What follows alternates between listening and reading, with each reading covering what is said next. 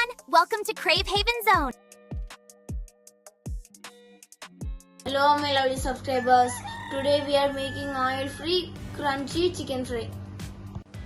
The ingredients are boneless chicken pieces, homemade garlic and onion powder, red chili powder, pepper, salt, corn flour, crushed cornflakes, 2 eggs.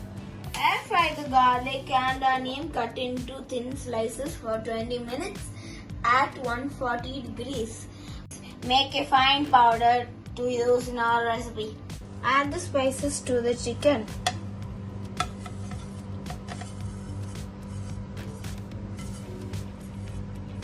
Dip the chicken in egg wash, then coat it with cornflakes.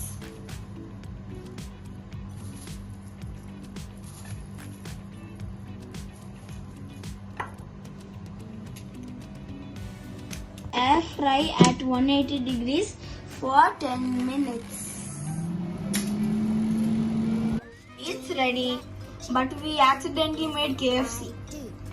Don't forget to like, subscribe, and hit the bell for notifications.